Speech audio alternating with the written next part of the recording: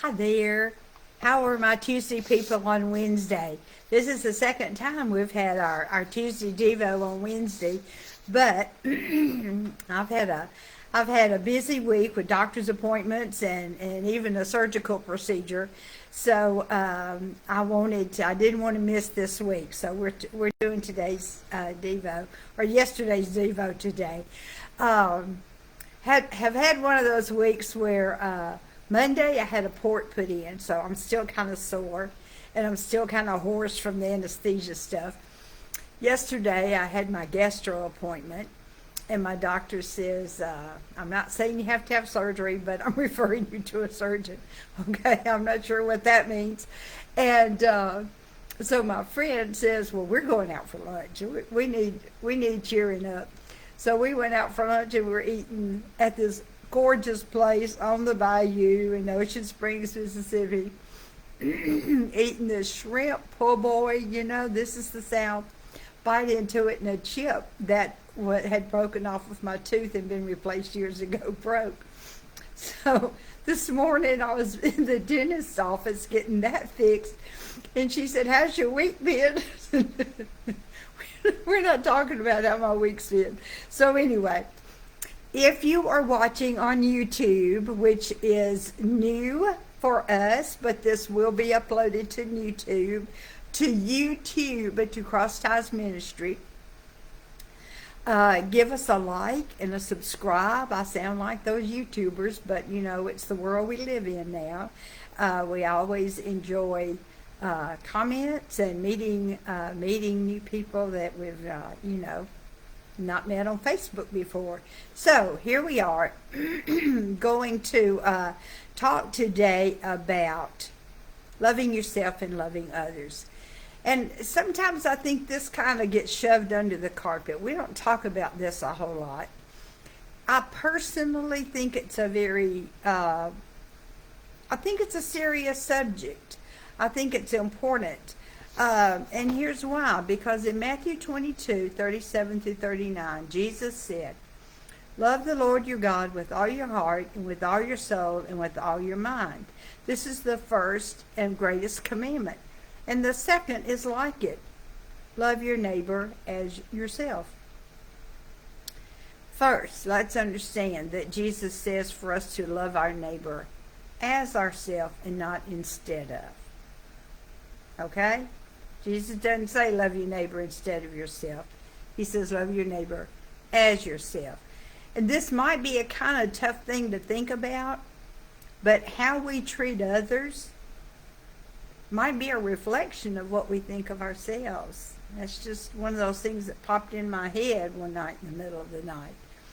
Romans 12:3, and y'all are going to know this verse. None of this is new.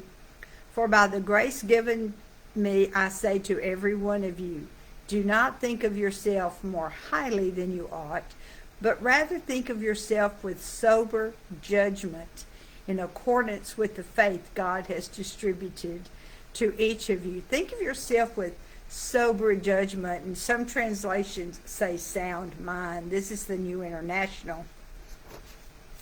And I think the English Standard says the same thing. But think of yourself reasonable. There are some things I think we need to acknowledge. First of all, self-love is not putting yourself down. That's nothing more than a false humility. You know that, oh, I can't do, I'm not good enough. Get over that, because that's just false humility. Humility is actually a very healthy self-image that sees oneself as no better or no worse than anybody else. Just kind of, we're all God's people. Self-love is not that superiority, better than everyone else. It is definitely not that narcissistic, the world revolves around me attitude. That is not self-love. In fact, that's the opposite of a healthy self-love. So let's talk about the importance of learning to have a healthy love for ourselves and appreciating the person God made. And I think that's what's so important, is for us to learn to appreciate ourselves so that we can appreciate others. There may be several reasons why we have trouble learning to love ourselves. We might fuss about how we look. Why did God make me so short? Why did God make me so tall? Why am I so skinny? Why am I so chubby? You know, why do I have wrinkles when other people have this peaches and cream skin? You know, we talk about that. We fuss about all of our idiosyncrasies. Why did God make me with this OCD? You know, I might say, why didn't God make me care about the dust? I don't know. But we are the way we are because of who we are. I think probably the biggest problem, and I'm going to tell y'all, this is like 2 Linda 4:2. This is my personal opinion. I have not read this. I mean, I'm not a psychologist. I'm not the scholar of anything. But here's what I personally think. I think that we have trouble loving ourselves because we know all our secrets. You think that could be part of it? I mean, I know all my secrets, and you know all your secrets. But you know what? So does God. And He loves us anyway. In spite of all our secrets that we think He doesn't know. He knows. And He loves us anyway. And if our God who made us can love us in spite of our secrets, we can learn to love ourselves.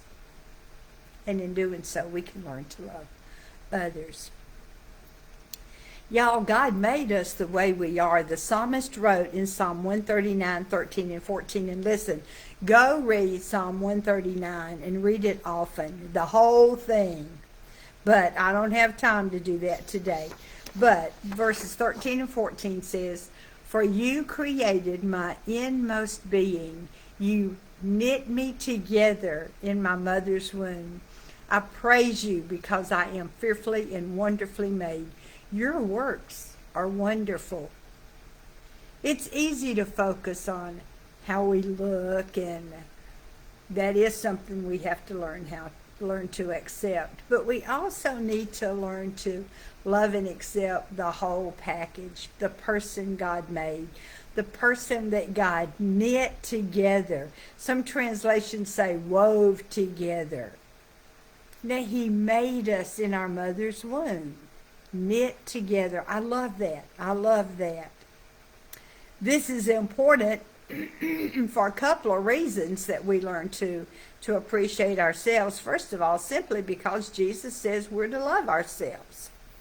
That's just, a simple fact. Jesus says love yourself.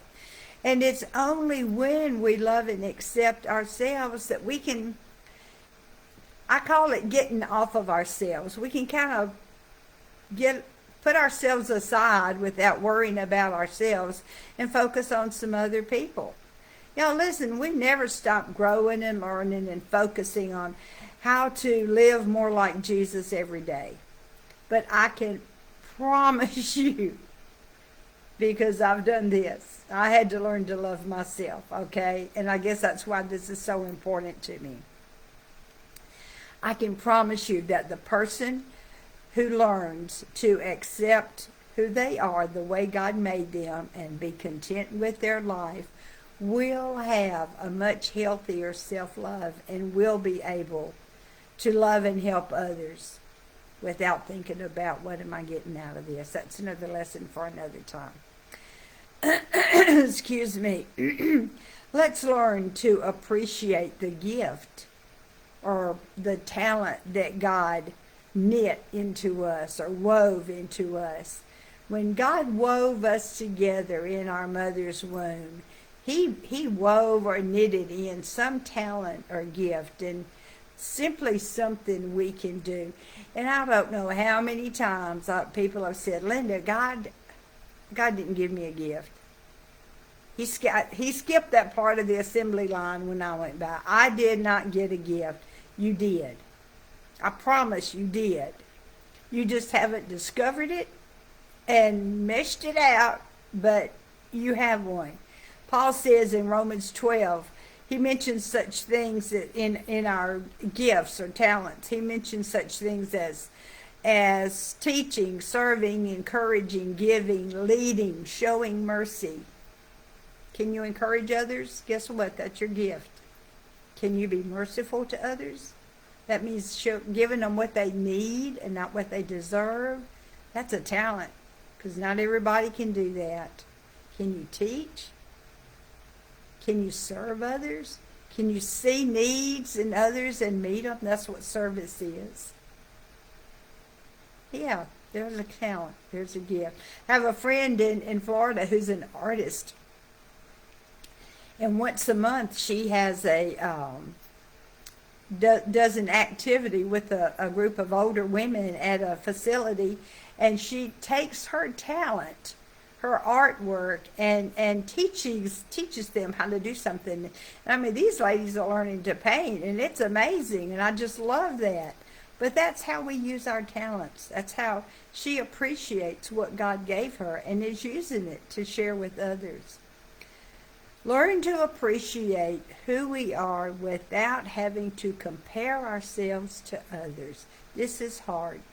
Sometimes we see things we like in others and we try to emulate that in our own lives.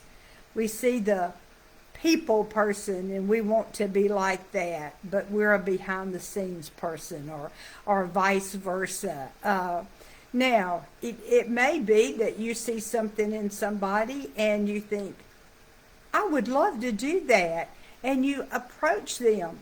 Can you help me learn how to do this? I see you meeting these needs. I see you doing this. Can you teach me how to do that? How do you go about fulfilling these needs and helping these people? That's an important thing.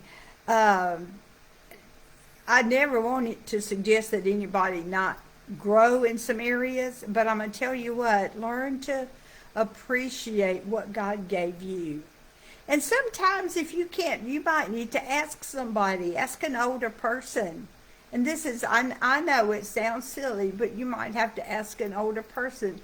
I'm searching for what God gave me.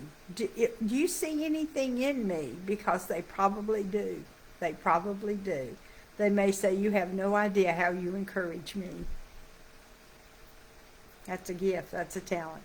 Learn to appreciate that. Learn to appreciate the person God created and grow that person. I think it's very important for us to learn to love and appreciate ourselves, and when we do that, we can learn to love and appreciate others.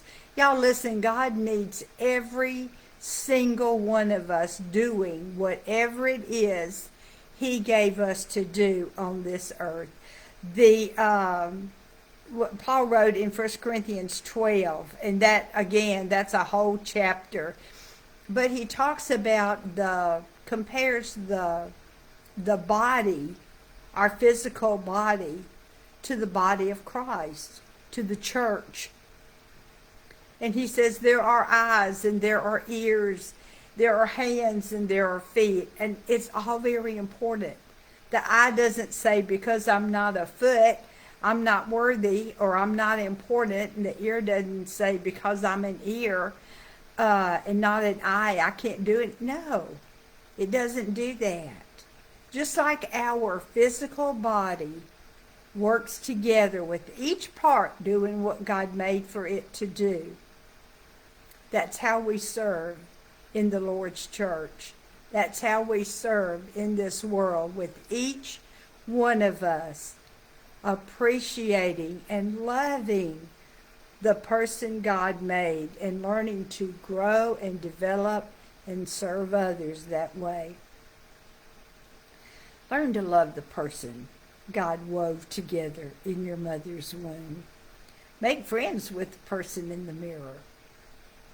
Discover your own talents and grow them. And you know what? You might find yourself loving others more. We let our light shine by appreciating who we are and growing that person on the inside. Now, let's be the salt of the earth, the light of the world, and the sweet aroma of Jesus, just the way he made us. Thank you, guys. See you next Tuesday. Love you guys so much. Have a great week.